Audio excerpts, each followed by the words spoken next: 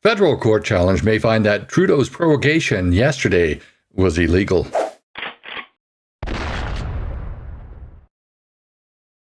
Welcome to my channel, y'all. I hope you're having a great day.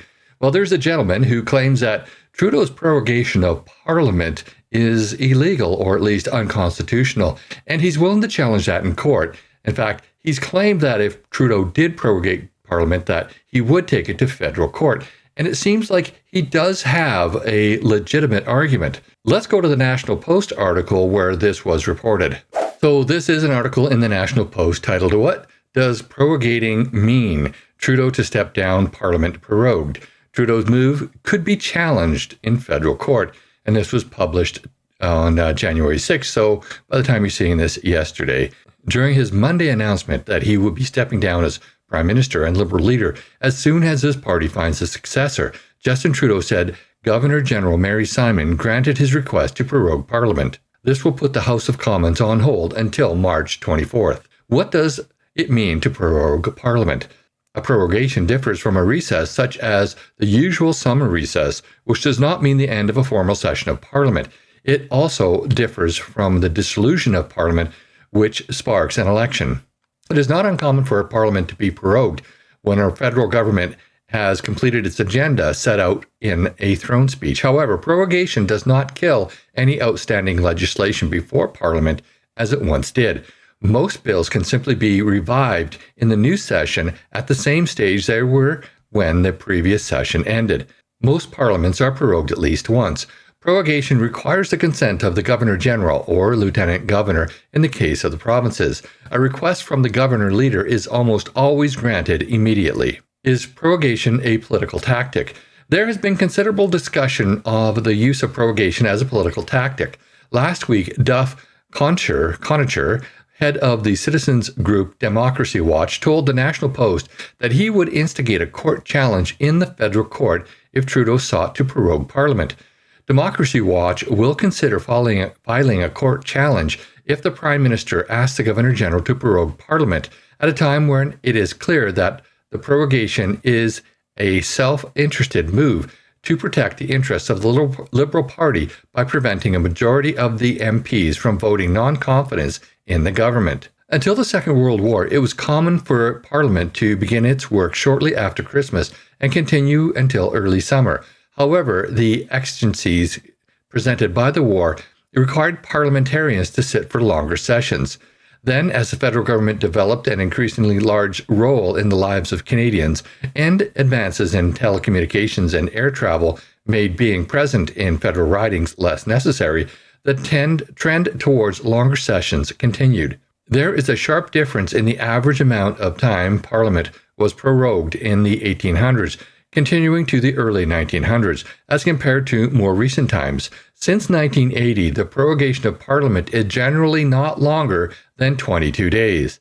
And that's kind of significant since this prorogation is, I believe it's somewhere near 75 days. I'm not quite sure. I'd have to count them up. What happened after previous prorogations? Canadians don't have to go too far back to find echoes of Conacher's concern.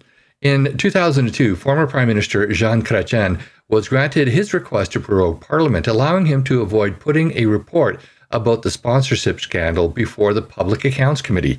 Ultimately, however, questions continued. He stepped down as Prime Minister in December of the following year, and the Liberal Party was reduced to a minority in the election that followed.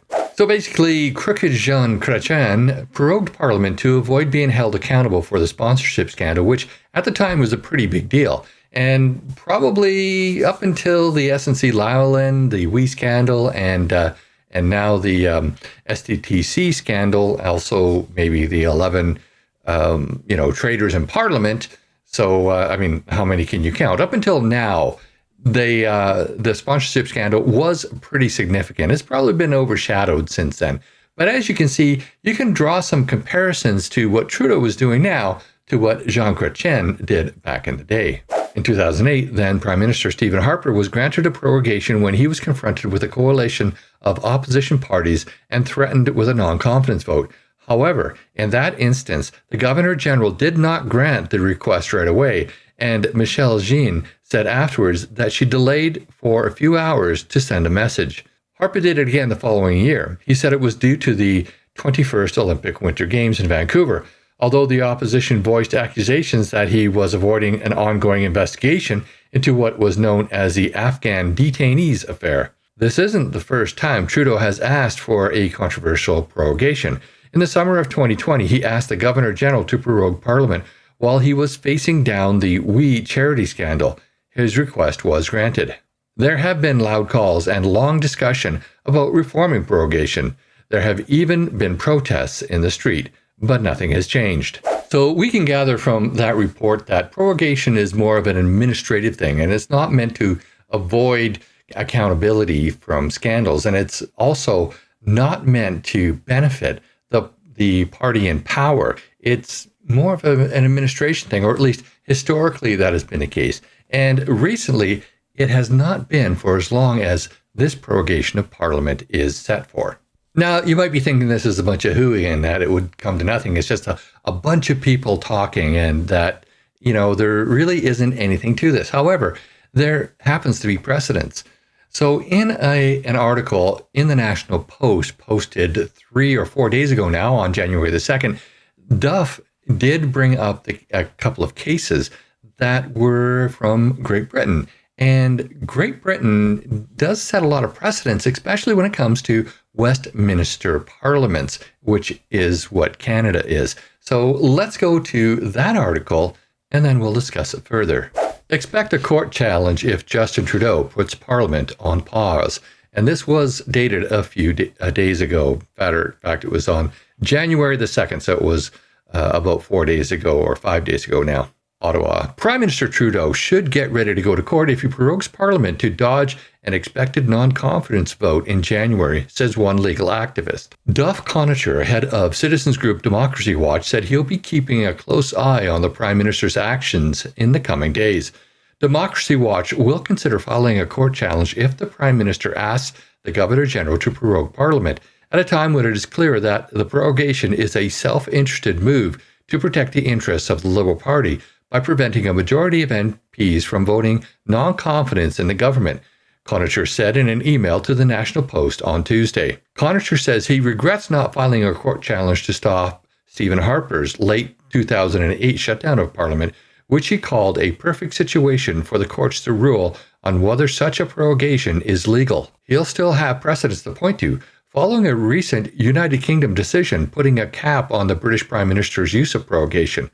In a landmark fall 2019 ruling, the UK Supreme Court put the brakes on then Prime Minister Boris Johnson's bid to silence parliamentary debate ahead of the October 31st Brexit deadline. The court's unanimous 11-0 decision nullified Johnson's earlier request to the Queen to put a 5-week pause on Parliament at the height of a political crisis over Britain's imminent withdrawal from the EU.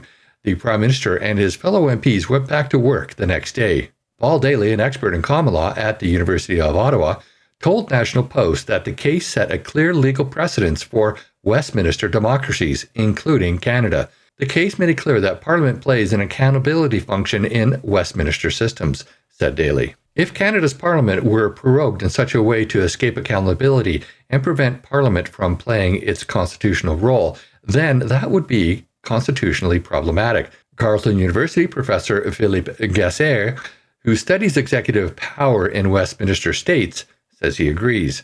I could see a similar challenge in Canada, Lagacé said in an email. The underlying issue would be comparable.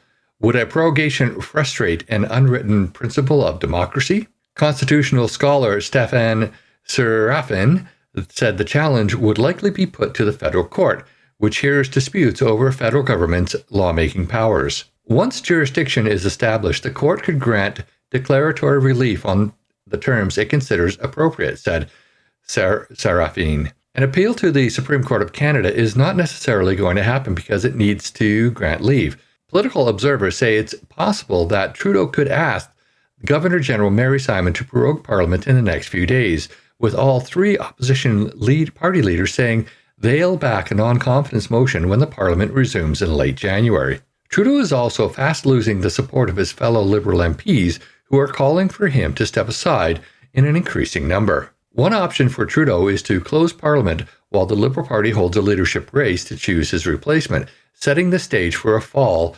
2025 election. And of course, we know that that has happened. It happened yesterday. And now we have this question, well, was it even legal and can it be challenged? It looks like it can be challenged because the precedents in the UK, where the Westminster system of government was created, does hold to Canada. So it's going to be very interesting. Will Democracy Watch put this forward to the federal court? Will the federal court hear it? Will they hear it in a timely manner? And how will they rule? That's going to be interesting to watch. But that's just my opinion. I'd love to know what you think. Put your comments down below. And while you're at it, please like this video, share with your friends and on social media. And if you haven't already, please subscribe to my channel and hit that bell notification so you never miss another video. Also, please join me on Thursday evenings at 6 p.m. Pacific time on YouTube and Rumble for my live stream where you're invited to join in on the conversation. Finally, if you want your firearms license and you reside on Vancouver Island, I do teach the required courses. So if you want to take a course from me, there are links in the description of this video to my website where you can sign up for one. Thanks for watching, and I'll see you in the next video.